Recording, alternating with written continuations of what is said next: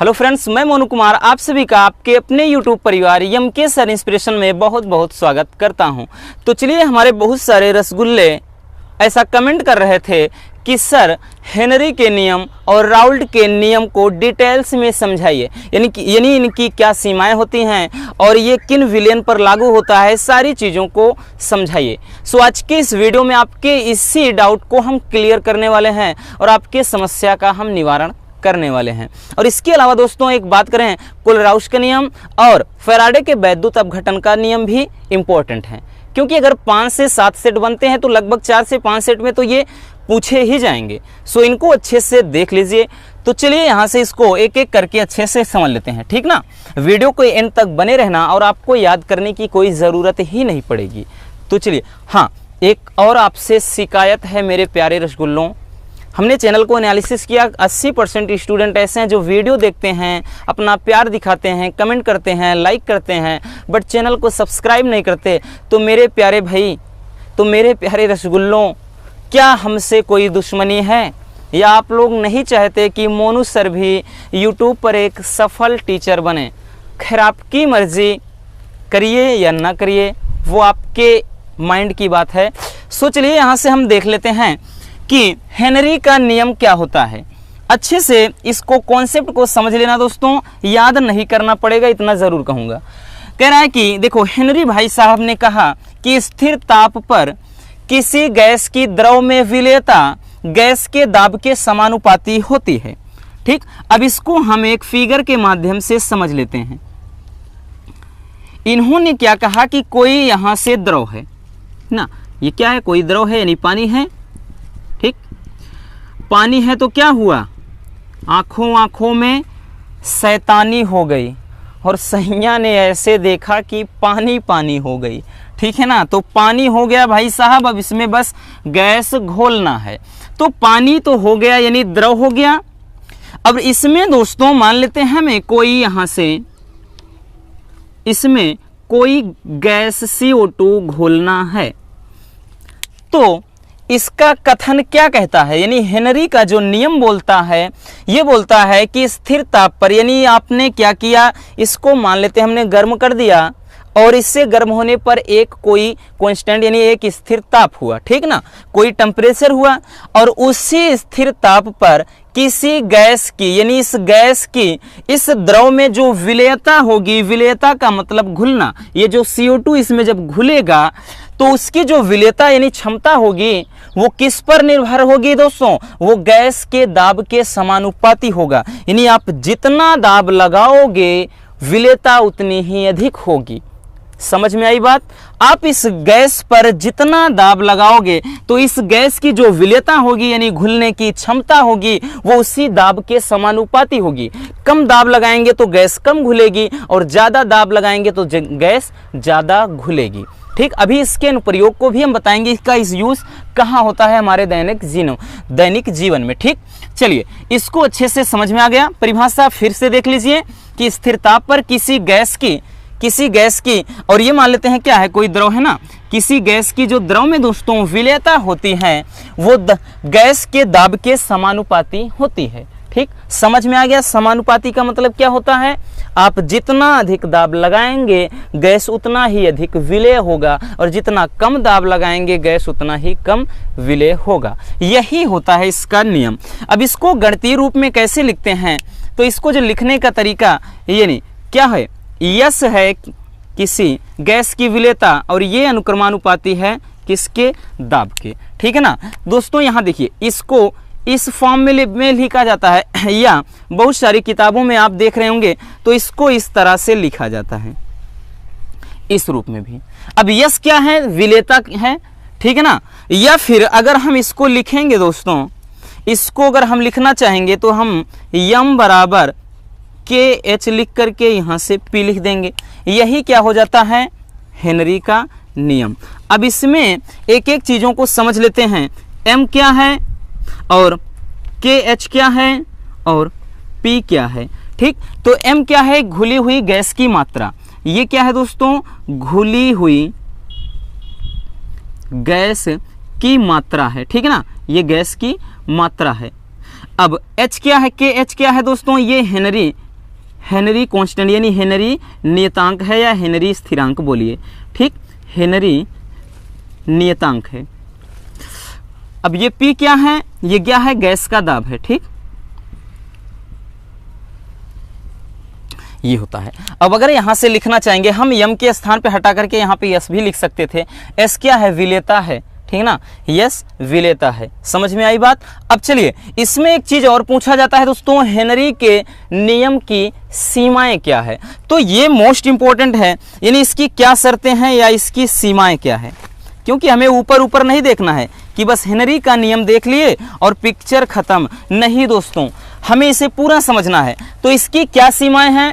पहला, ये क्या होता है दोस्तों, तनु विलयन पर लागू होता है।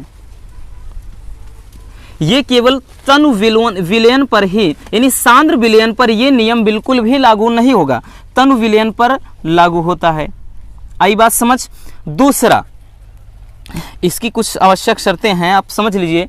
दूसरा है दोस्तों, ये क्या होता है, निम्न दाब तथा उच्च ताप पर निर्भर करता है, यानी निम्न दाब तथा उच्च ताप पर लागू होता है, ठीक।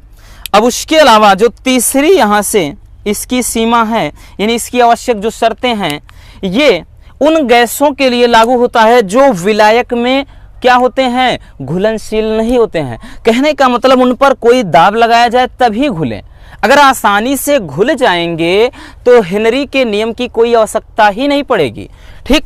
तो इसीलिए दोस्तों ये क्या हो जाएगा, ये ऐसे गैस के लिए है जो विलायक से क्रिया नहीं करते हैं, विलायक से क्रिया नहीं करते हैं, ठीक है ना। आई बात समझ में। अभी आपको इसका हम बताएंगे मतलब क्या होता है, ठीक है ना। ये ऐसे गैस की पर लागू होगा जो विलायक से क्रिया नहीं करते। आपको पता होगा जो CO2 होता है वो जल से आसानी से क्रिया नहीं कर लेता है, वो आसानी से क्रिया नहीं कर लेता है दोस्तों, और इसके लिए बहुत सारे प्रोसेस होते हैं। आपको पता होगा कि हेनरी के नियम की जो यहाँ से हेनरी जो का नियम है, अगर हम बात करें दैनिक जीवन में उपयोग इनके कहाँ कहाँ पर होता है, तो पहला एक तो होता है कोको कोला तो होता है ना, तो एक कोको कोला जो भी होते हैं ना, स्प्राइट होते हैं, माजा होता है, थम्स अप होता है, फिज जो भी बनाए जाते हैं, जो शीतल पेय पदार्थ यानी पीने वाले पदार्थ। अभी गर्मी का सीजन चल रहा है ना, आप सभी को पता होगा कि बढ़िया से एक समय में गर्मी में पीने का क्या मजा है। तो जो भी शीतल पदार्थ होते हैं, उनको पेय पदार्थ होते हैं, उनको बनाने के लिए उसमें CO2 घोलना पड़ता है, और उसमें घोलने के बाद इस तरह से उनको, जैसे तेल और पानी कभी नहीं मिल सकते, लेकिन अगर आप उसे हाथ पर इस पर रख करके क्या है, तेल और पानी को अच्छे से रब करेंगे यानी रगड़ेंगे, तो वो एक सफ़ेद फेन के रूप में हो जाते हैं, मिल जाते हैं। कुछ ऐसी क्रिया होती है कोको कोला में जब उसमें CO2 को घोला जाता है, इस तरह से मिक्स कर दिया जाता है कि पता ही नहीं चलते हैं। नहीं तो वैसे घोलते दोस्तों तो ये जो CO2 गैस है ये बुलबुले बनाता है और उसमें घुलनशील गैस नहीं है। आपको पता है CO2 घुलनशील गैस नहीं है, लेकिन उसमें कुछ ऐसी क्रियाएं होती हैं कि उन्हें आसानी से घोल दिया जाता है। और वही देखो कोको कोला वगैरह हो गया, स्प्राइट हो गया, अगर थोड़ा भी इधर उधर हिलाकर हम ढक्कन खोल देंगे, फिर देखो भाई साहब कितना तेजी से पूरा का पूरा मटेरियल बाहर हो जाता है, ठीक है ना। तो यही चीज होता है, वही CO2 गैस होती है, वही हम पीते हैं, गैस बाहर रिटर्न होके डकार आएगी, वाह पेट को ठंडक मिल गई, सारा कष्ट दूर, तो वही गैस होती है दोस्तों, रिटर्न मान लेती है। तो हम बात करें तो इसका जो उपयोग होता है हेनरी का, इसके जो उपयोग अनुप्रयोग होते हैं, इसके जो अनुप्रयोग होते हैं दोस्तों, अभी बताया शीतल पेय पदार्थ बनाने में, ठीक है ना, जो भी शीतल पेय पदार्थ बनते हैं। और दोस्तों जो समुद्र में, गहरे समुद्र में जो गोताखोर जाते हैं, तो उसमें जो ऑक्सीजन और हीलियम वगैरह का जब मास्क लगाया जाता है ना, तो उसमें भी कुछ ऐसी ही घटना होती है। गोताखोर में जो वो क्या है, टैंक लिए रहते हैं, उसमें भी गैसों को इस तरह से मिक्स किया जाता है, ठीक। और अगला अगर हम बात करें इसका, तो जो फेफड़ों की क्रिया विधि होती है, फेफड़ों की जो क्रिया विधि होती है, कुछ वो भी इसी घटना पर आधारित होती है। ठीक है ना, ये आपको अच्छे से समझ लेना है। और भाई साहब इसकी सीमाएं तो आपको एकदम से रट करके जाना है। चलिए अब बात कर लेते हैं राउल्ट का नियम क्या है। राउल्ट का नियम क्या कहता है दोस्तों, पहले कथन को समझ लेते हैं। कह रहा है कि किसी विलायक में अवाष्पशील विलेय मिलाने पर या फिर घोलने पर जो विलयन के वाष्प दाब का अपेक्षिक अवनमन उसमें उपस्थित विलेय के मोल प्रभाज के बराबर होता है। इसके कथन को मैथमेटिकल रूप में लिखते हैं, ये P0 पे ऐसे लिख दीजिए बिंदु या PS सफिक्स S में और नीचे P। इसको कहा जाता है वाष्प दाब में अपेक्षिक अवनम। जब ये अनुपात में जब नहीं रहेगा दोस्तों, जब इतना नहीं रहेगा तो इसे बोला जाता है वाष्प दाब में अवनमन, और जब ये नीचे का लग जाता है तो वाष्प दाब में अपेक्षिक अवनमन। तो ये पूरा होता है वाष्प दाब में अपेक्षिक अवनमन किसके, विलेय के मोल प्रभाज। अब मोल प्रभाज क्या होता है, किसी एक घटक के मोलों की संख्या बटे क्या होता है, विलेय और प्लस विलायक के मोलों की संख्या। तो ये होता है आपका राउल्ट का नियम। ठीक, अब इसमें एक एक चीज को समझ लेते हैं दोस्तों कि ये है क्या, इनका मतलब क्या है, इनका मतलब क्या है। तो यहाँ पे ये हो जाएगा दोस्तों विलायक का वाष्प दाब, यानी शुद्ध जो विलायक का वाष्प दाब होता है। ठीक ना, अभी बताएंगे, इसमें न्यूमेरिकल भी आता है। और ये क्या हो जाता है, ये विलयन का वाष्प दाब, विलयन का वाष्प दाब। और ये क्या होता है N, ये विलेय का मोल होता है, यानी विलेय के मोलों की संख्या होता है। और ये क्या है, विलायक के मोलों की संख्या। ठीक है ना, ये विलेय के मोल हैं और ये विलायक के मोलों की संख्या। अब यहां से ध्यान देना, ये तो नियम हो गया, यही तो कह रहा ना। राउल्ट का नियम क्या बोलता है कि किसी विलायक में अवाष्पशील पदार्थ घुलने पर, अवाष्पशील का मतलब होता है दोस्तों जैसे यूरिया हो गया, ग्लूकोज हो गया, शर्करा यानी शक्कर हो गया, ये अवाष्पशील पदार्थ होते हैं। ठीक ना, जब कोई अवाष्पशील पदार्थ आप घोलोगे तो उस विलयन के वाष्प दाब का जो अपेक्षिक अवनमन होता है वो उसमें उपस्थित जो विलेय यानी जो घोलोगे उनके मोलों के, ठीक है ना, यानी उनके मोल प्रभाज के बराबर होता है, ये नियम बोलता है। अब यहां से ध्यान देने, यदि विलयन क्या हो दोस्तों, यदि विलयन अति तन हो, यदि विलयन अति तन हो यानी अत्यधिक तन हो, सांद्र ना हो तो क्या होता है दोस्तों, तो यहां पर ध्यान देना, तो जो N होता है वो लगभग बराबर 0 के हो जाता है, यानी उसका कोई मतलब ही फिर नहीं रह जाता है। तब ये नियम कुछ इस प्रकार से बन जाता है, तब ये जो नियम होता है दोस्तों कुछ इस प्रकार से बन जाएगा। ठीक, यहां से ध्यान देना, देखिए इसको हम 0 ना मान करके, यानी यहाँ ये जो ऊपर रहेगा रहेगा, अब ऐसा नहीं कि यहाँ पे 0 रख देंगे यहाँ पर भी 0। कहने का अर्थ यहाँ से हम इस प्रकार लिख सकते हैं, ऐसे थोड़ा देखिए नहीं गड़बड़ हो जाएगा। यहाँ से जो n प्लस n होता है, इसमें जो n होता है वो एक अति सूक्ष्म हो जाता है, तो इसके स्थान पे केवल n रख देंगे, बस इतना समझ लेना है। ठीक, n बराबर 0 न रखिए, नहीं तो पूरा का पूरा पिक्चर ही, पूरी पिक्चर गड़बड़ हो जाएगी। ठीक, तो इसके स्थान पे जब यहाँ पे n पूरा रख देंगे तब ये नियम कुछ इस प्रकार से बन जाएगा। अब देखिए इस पे न्यूमेरिकल कैसे आते हैं, हमें पता है, इस अगर हम इसे कुछ इस फॉर्म में लिखेंगे, और n क्या है, मोलों की संख्या, मोलों की संख्या बराबर n बराबर क्या होता है, भार बटे अणुभार। ठीक है ना, भार बटे अणुभार होता है दोस्तों, तो अर्थात W/m।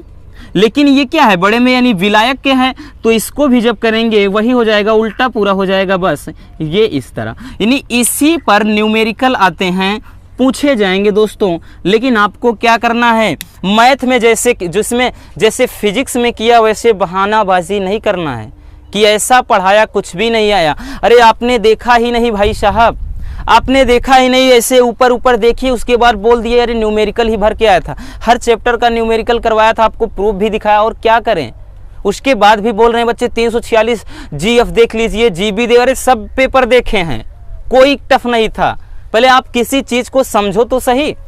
ऐसा आ गया तो क्या करोगे, बोलोगे अरे पता नहीं कहाँ से ये फार्मूला आ गया था, इसीलिए हम डीपली आपको बता दे रहे हैं कि कंफ्यूज ना होइए आप दोस्तों। तो ये हो जाता है यहाँ से, ठीक, समझ में आ गया कि ये क्या है, विलायक का वाष्प दाब, PS क्या है, विलयन का वाष्प दाब, N क्या है, विलेय के मोलों की संख्या, ये क्या है, विलायक के मोलों की संख्या। लेकिन जब स्मॉल में W हो गया तो ये विलेय का भार, और ये स्मॉल में M है विलेय का अणु भार, और बड़े में M है तो विलायक का अणु भार, और ये बड़े में यहाँ से अगर कैपिटल में W है तो ये क्या है, विलायक का भार। ठीक, तो आई बात समझ, इतना हो गया। अब समझ लेते हैं जल्द से इसकी जो सीमाएं क्या हैं, राउल्ट के नियम की क्या सीमाएं हैं। तो ये भी क्या होता है दोस्तों, ये भी क्या होता है, तनु विलयन पर लागू होता है। सांद्र विलयन पर राउल्ट का नियम फेल हो जाता है। ठीक, और दूसरा यह केवल अवाष्पशील पदार्थों पर ही लागू होता है, यानी अवाष्पशील विलेय के पदार्थों पर ही या अवाष्पशील पदार्थों पर ही ये लागू होता है। ठीक है ना, अभी जैसे यहाँ परिभाषा में ही आप देख रहे होंगे। ठीक, अगला ये क्या होता है दोस्तों, वैद्युत अपघट्य पर लागू नहीं होता है, ये वैद्युत अपघट्य पर लागू नहीं होता है।